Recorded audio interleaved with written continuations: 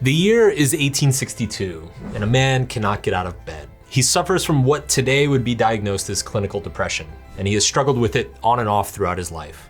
But this time, the void is unbearable. He refuses to eat most days, and when his family does bring him food, they intentionally don't bring a knife for fear of his safety. And for what it's worth, the man actually had a lot to be depressed about. His son had just died, his wife is estranged, his job is going absolutely horribly. Everybody hates him and is calling for his resignation. Society itself seems to be collapsing all around him, and somehow it feels like it's his fault. This man, of course, is Abraham Lincoln. Now, the funny thing about feeling lost is that it doesn't always actually reflect if we're lost or not. Like a child who takes a wrong turn going home and suddenly feeling like they're in a different world, sometimes if we simply backtrack a couple steps, everything can feel right again. In this video, I'm gonna share with you 5 stories of when some of the most brilliant minds in history felt completely lost and what you can learn from them. But this isn't just a poetic riff on the feeling of being lost in life and how to get back on track, because trust me, it's fucking hard to deal with. I wanna go further than that, because I wanna argue that not only is feeling lost normal, but it is, to some extent, kind of healthy. Let me explain. In 1909, Carl Jung had finally built the life he'd always dreamed of. He'd fought his way through medical school to become the most renowned psychoanalyst in Zurich. And as Sigmund Freud's chosen successor, Jung stood at the very center of the new field of psychology. Carl Jung was Sigmund Freud's protege. Both men were extremely attached to one another. Jung stated publicly that he saw Freud as the closest thing to a father in his life. Freud sometimes referred to Jung as his adopted son. The problem was that Jung couldn't quite get on board with Freud's wackier theories, especially around sexual repression, which, I mean, who can blame him? And Freud had achieved a kind of demigod status in the field of psychology. He didn't really like being openly challenged, especially by the people close to him. I liked him very much, Jung later said, but I soon discovered that when he had thoughts on things, then it was settled, while I was doubting all along the line. In 1913, the relationship broke. Jung published a book that challenged some of Freud's core ideas, and Freud, well, he took this personally. Freud turned on him, and not with some passive-aggressive avoidance, he actually tried to erase him, to cut him off from the psychoanalytic movement he helped build. In effect, the man who was once his mentor and father figure now became his fiercest critic, his enemy. Jung lost his mentor, his father figure, his work community, his reputation, and most of his friends. The meaning that had structured his entire life had shattered overnight, and what followed was a slow descent into what Jung himself called a creative madness. He withdrew from the world. He filled page after page of his journals with wild, often incoherent thoughts. He built tiny castles out of pebbles by the lake, and he wandered aimlessly through the woods, holding conversations with his imaginary friends. Now, if you're feeling lost, you're not adrift because your life is meaningless, you're adrift because the meaning you had no longer fits. Like Jung, the narrative that you based all of your meaning and identity around is broken, and that just means that a new narrative must be written. And that rewriting is a creative process. It's a creative exploration, and it takes time. But here's where Jung's spiral became his salvation. He didn't run from that darkness. He actually sat with it, in the place where old meaning is dead and no new one had yet emerged. In effect, he let that terrifying void teach him who he really was. He spent years psychoanalyzing himself, digging down to the roots of his values, his needs and desires. And that's the lesson, that growth will feel like death before it becomes rebirth. When the story stops making sense, don't rush to patch the hole with cheap distractions. Instead, confront that empty space between stories. Make a home in the void for a little while. Little castles made of pebbles. And in time, the new narrative will begin to take shape. As Jung called it, without that confrontation with the unconscious, there was no transformation. So if the story of your life has stopped making sense, maybe it's not the end.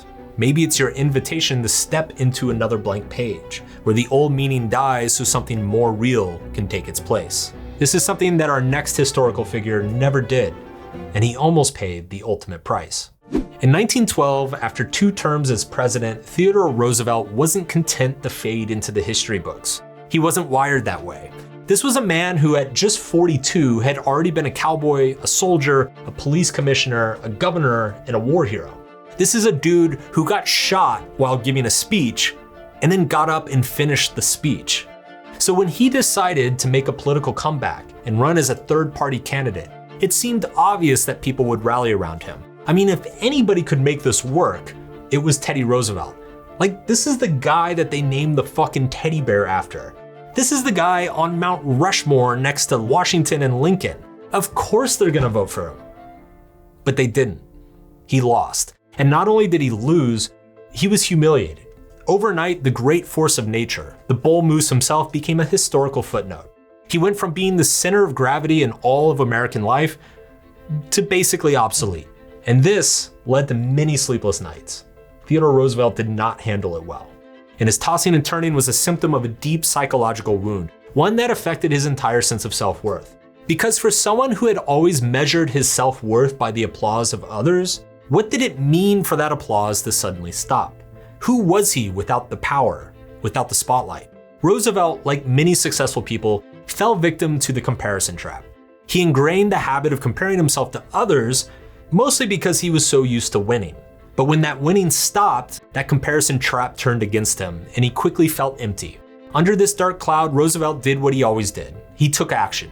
He declared war, but this time it wasn't a war against a foreign power or a corrupt political machine. It was a war against the emptiness inside him, an existential fight to matter again.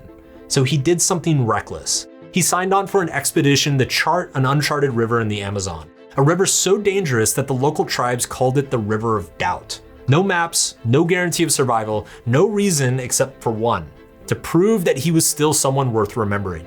The result? Well, it was predictably catastrophic. Roosevelt contracted malaria, he lost 50 pounds, he had infected wounds that left him writhing in fever. He was so weak that at one point, he begged to be left behind to die. Because in his words, at least it would be a heroic death.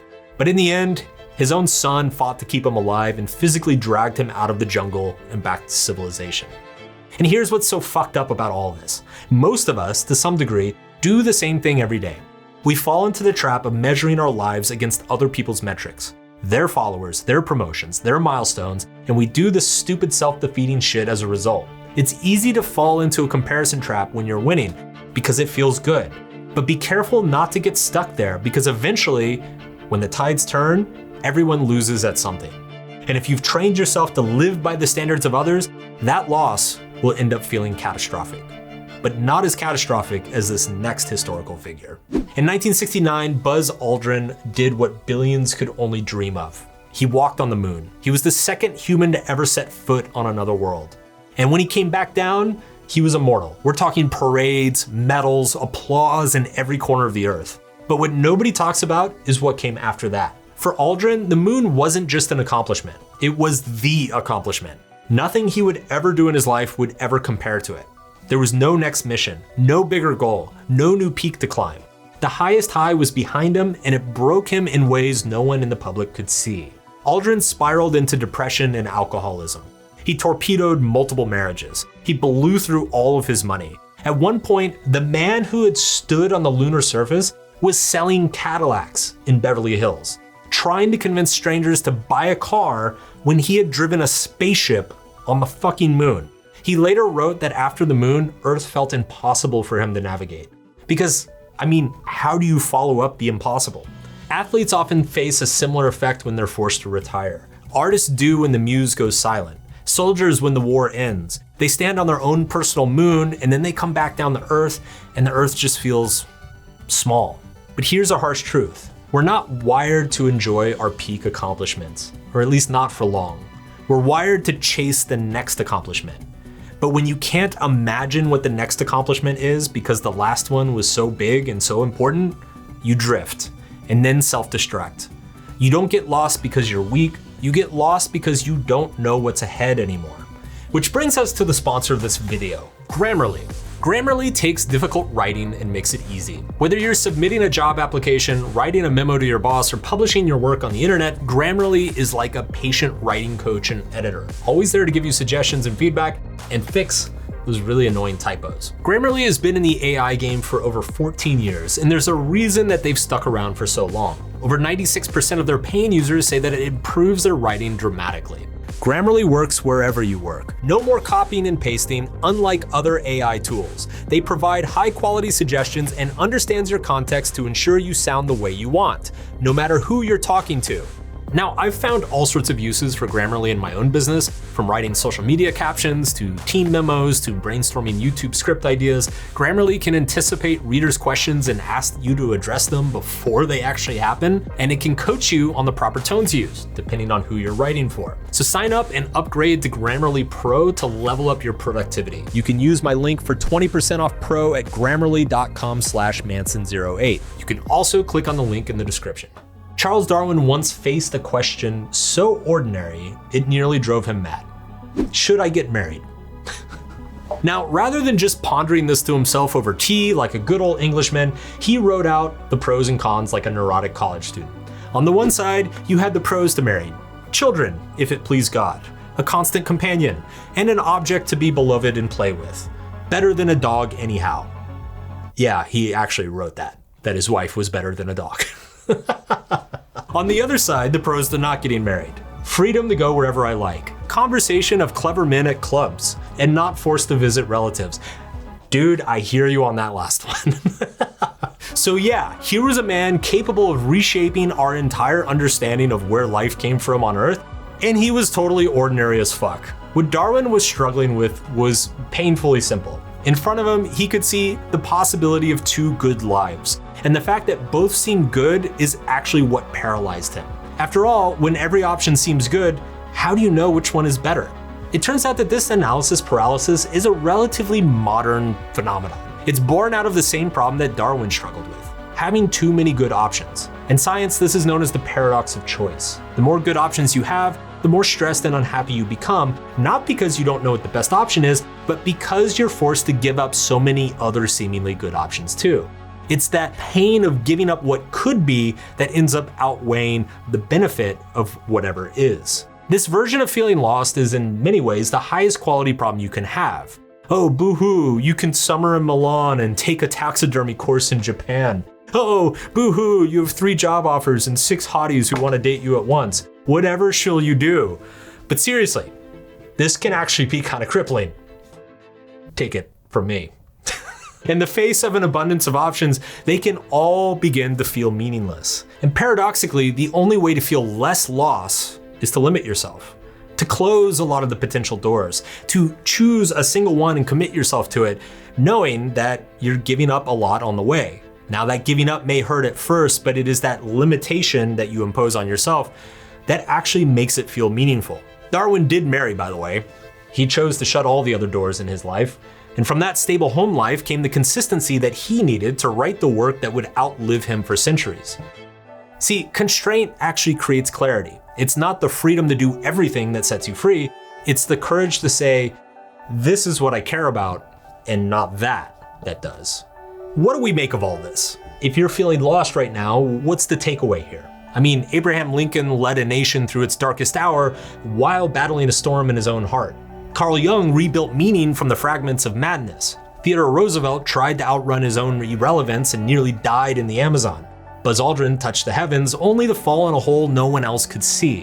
And Charles Darwin, bro had commitment issues. What these stories show us is that feeling lost isn't a weakness or a failure. It's part of what it means to be human, especially in a world without blueprints or an obvious roadmap. When you feel lost, the process is relatively simple, but emotionally difficult.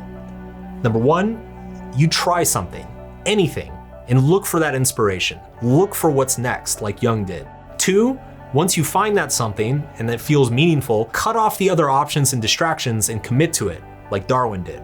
And 3, once you're committed to it, avoid the traps of comparing it to what others may think, like Roosevelt, and definitely don't compare it to your past successes, like Aldrin. And finally, 4, sometimes, like Lincoln, you just have to force yourself out of bed and get on with it. So why don't you get on with it and watch more videos, like this one. I'll see you there.